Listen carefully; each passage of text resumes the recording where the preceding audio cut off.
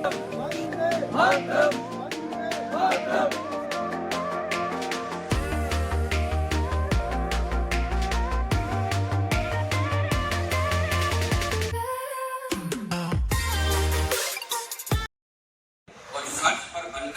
ने जहर का प्याला पिया है और हाथ में तलवार लेकर लक्ष्मी बाई बनी है और इंदिरा बनकर समूचे विश्व के आगे तनी है।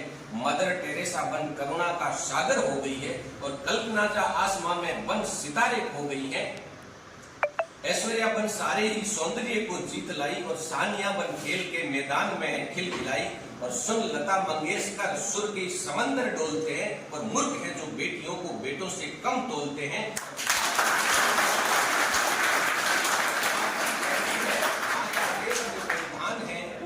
भगवान का सबसे बड़ा वरदान है, बेटियां भगवान का सबसे बड़ा वरदान। आप सबको बहुत स्वागत का तभी है जब हम माँ का स्तवन बंदन पावन रूप अपने हृदय में भर करके और माँ से आराधना करें कि हे माँ, हम तो अज्ञानी हैं, अबोध हैं, अनजान हैं।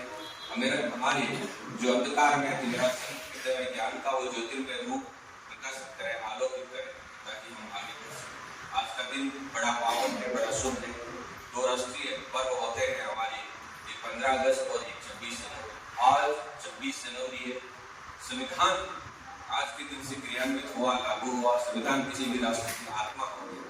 आत्मा का वो भाव हमें अपने जीवन और शहर में सदैव स्पंदित रखना है, तभी हम अपने राष्ट्र की समूचे भाव को आगे बढ़ा सकते। उससे पूर्व सम्माननीय डॉक्टर कुसुमलता मैडम ने बहुत ही सरल बातों में और एकदम आज के बालिकाओं के जीवन को संवारने के लिए जो भी बातें कही, वास्तव में वो अनमोल है, वास्तव में स्तुत्य है। क्योंकि मैडम ने अपने अनुभवों से ये बात जांची है, परखी है कि वास्तव में हमारी जो बालिकाएं हैं, बेटियां हैं, वो यदि अपने मन में थोड़ा जज्बा रखें, आगे बढ़ने की कोशिश करें, तो निसंदेह ऐसा कोई कार्य नहीं है जो वो नहीं कर सकते। आज हमारी बेटियां न जाने कहाँ कहाँ तक पहुँची। वो कई क्षेत्रों में तो हमारे इन दाहिनी ओर बैठे हुए लोगों से भी आगे निकल रही है, क्योंकि उनका अपना एक वर्चस्व है। उन्होंने अपने मन में ठान लिया, और जब बेटियां ठान लेती है तो वो आकाश में भी छेद कर सकती है। एक पत्थर तो तबीयत से उछाल हो जाए, कौन कहता है आसमान में छेद नहीं होता। तो दुष्यंत कुमार की पंक्तियां सब पर लागू होती है, लेकिन दृढ़ निश्चय और आत्मविश्वास होना चाहिए कि हम अपनी बेटियों को आगे बढ़ाएं। आज मैडम पूरी बीएड और एसटीसी कॉलेज की प्रिंसिपल है। प्रिंसिपल का पद बहुत मेहनती होता है, बड़ा दायित्ववान होता है, बड़ी गरिमा का होता है। मैडम ने मेहनत की, पढ़ाई की, अपनी डिग्रियां हासिल, तब जाकर इतने ऊंचे ओहदे पर बैठी। तो निश्चित रूप से यही हमारे समाज की एक बेटी है। आप भी हमारी बेटी हैं। मैडम ने जैसे बताया, 2 कुलों का नाम हो सकता। वास्तव में आज का जो युग है वो न केवल बेटों को हम समर्पित करें या संरक्षित करें, हमें चाहिए कि हम अपनी बेटियों को भी आगे करें। इसके बारे में एक कविताएं हमारी बालिकाओं के लिए कहते थे। बालिकाओं ने क्या क्या नहीं किया, वो हमेशा आकाश के फलक पर पहुंचकर उसके शिखर और उसकी परवाज को नई भावनाओं के साथ और नए मूल्यों के साथ छुआ। ये जीवन का जितने भी गुलशन के रंग हैं, वो सारे तमाम रंग बालिकाओं की वजह से। हमारे होनहार जो भाई बैठे हैं, हमारे साथी बैठे हैं, उनसे भी मैं निवेदन करना चाहूँगा, यहाँ अच्छी से अच्छी फैकल्टी पैदा आप जो बढ़िया से बढ़िया प्रकाश दी है। बाउंड्री तो मैं कहता हूँ, मतलब ये बहुत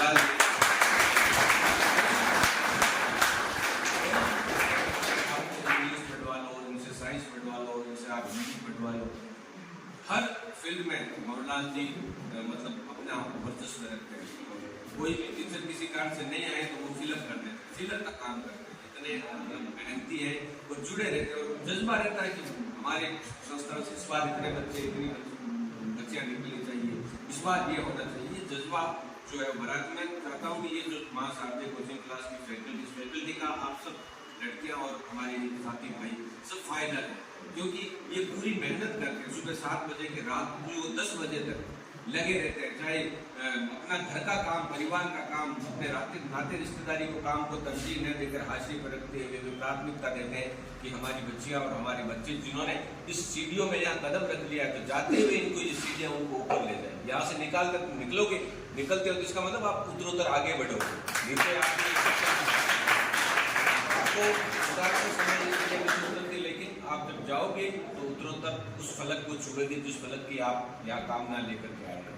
तो भगवान से कामना करता हूँ, माँ शारदा से कामना करता हूँ कि आप खूब मेहनत करें, मन लगा के मेहनत करें। और कहते भी हैं कि ईश्वर और प्रकृति उन्हीं की सहचरी होती है, साथ रहती है, जो अपने आप में दृढ़ आत्मविश्वास रखता है, जो अपने आप में एक ऐसी शक्ति अपने मन में पैदा कर लेता है, नहीं मुझे तो कुछ करना है, चाहे दुनिया इधर की उधर हो जाए। ये संकल्प शक्ति का यदि सहारा आप ले लोगे, दुनिया की कोई ताकत आपको रोक नहीं सकती।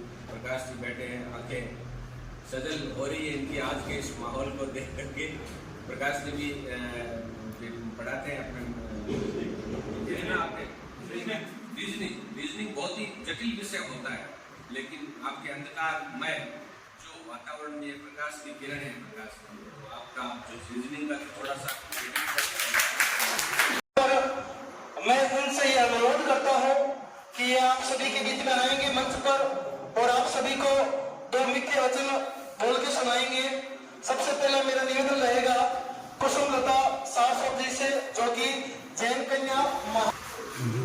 बलराम जी ने बहुत ही नेक कार्य किया है नोखा मंडी में कि एक कोचिंग क्लास का शुभारंभ करके, क्योंकि आप सभी बच्चे बीकानेर शहर नहीं जा सकते और बीकानेर वाली कोचिंग भी यहाँ नहीं आ सकती, इसलिए सबसे पहले तो बलराम जी के लिए तालियां।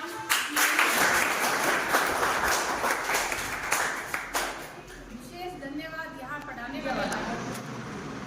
मैं आप सभी से एक निवेदन करना चाहूंगी कि शायद जो परिस्थितियां हमने देखी है या जो ठोकरें हमने खाई है, वो ठोकरें आप सब भाई बहन नहीं खाई, क्योंकि कई बार ऐसा होता है कि व्यक्ति को समझाने वाला कोई नहीं होता है या सही मार्गदर्शन करने वाला नहीं होता है, लेकिन आपके साथ बलराम जी है और अन्य भी पढ़ाने वाले विषय अध्यापक भी हैं, तो शायद आपको ठोकर भी नहीं लगेगी।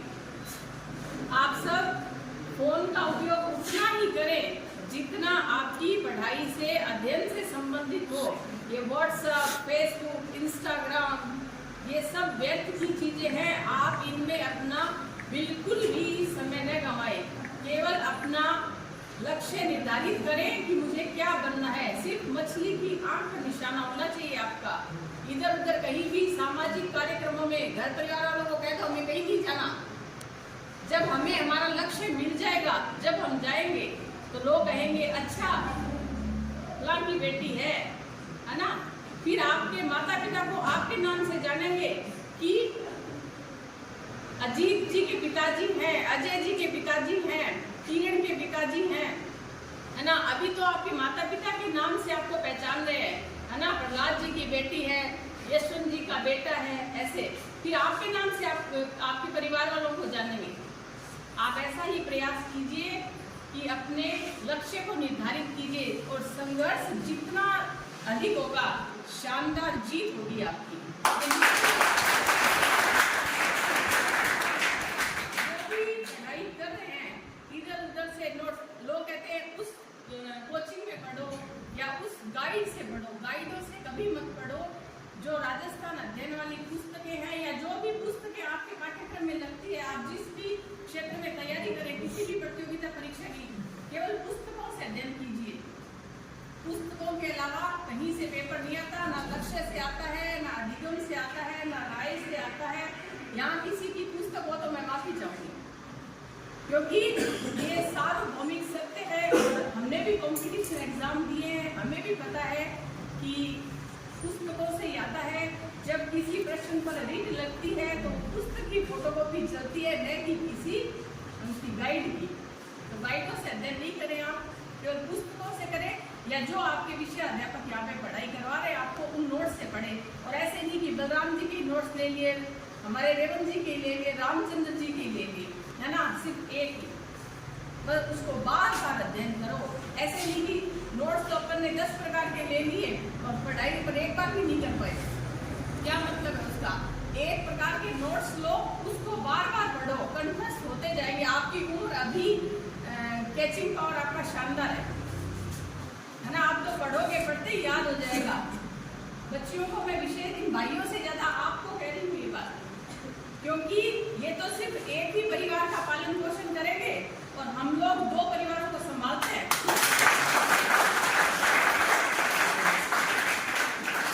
जब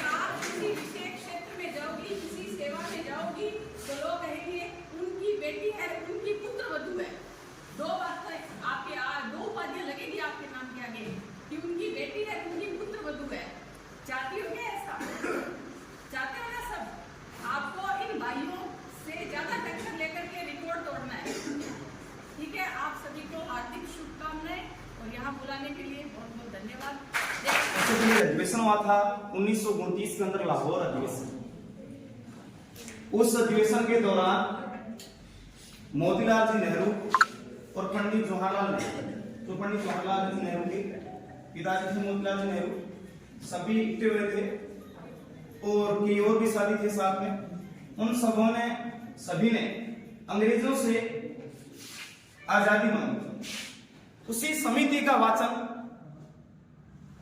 3 टुकड़ों में किया गया, क्योंकि उसी समिति जो प्रारूप समिति थी उसी के अंदर अधिनियम 1935 के जो आर्टिकल थे उसमें से लिए गए और उसी को पढ़ा गया। और आज हम पढ़ते हैं जितना भी संविधान है, तभी वही लोग 26 जनवरी 1930 को सबसे पहले पूर्ण स्वराज दिवस मना कि हम आपसे आजादी लेकर उनको संभालती है, उनके जीवन को आगे लेकर चलती है। ये काम नारियों का होता है। तो अतिथिगण के इसी आगे की कड़ी में बुलाना चाहता हूँ जियोग्राफी के प्रोफेसर रेवंत सिंह जी भाटी का, वो भी यहाँ पर मंच पर आए और आपके सामने वचन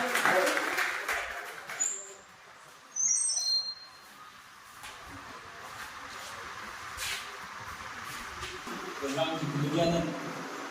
आपके मुंबई में भी ऐसे कोचिंग की व्यवस्था की है जहाँ शिवकर या जयपुर जाने का ऑनलाइन कोर्स भी आपको अवेलेबल करवा रहे हैं। जो तैयारी कर रहे हैं, आपका शायद लक्ष्य सभी का बड़ा है और लक्ष्य बड़ा ही रहना चाहिए। छोटा लक्ष्य हमेशा एक अपराध होता है और आपका लक्ष्य हमेशा क्या होता है, चांद पर होना चाहिए। और कहीं चूक भी जाए तो कम से कम तारों पर तो लग ही जाएगा। मेरी बात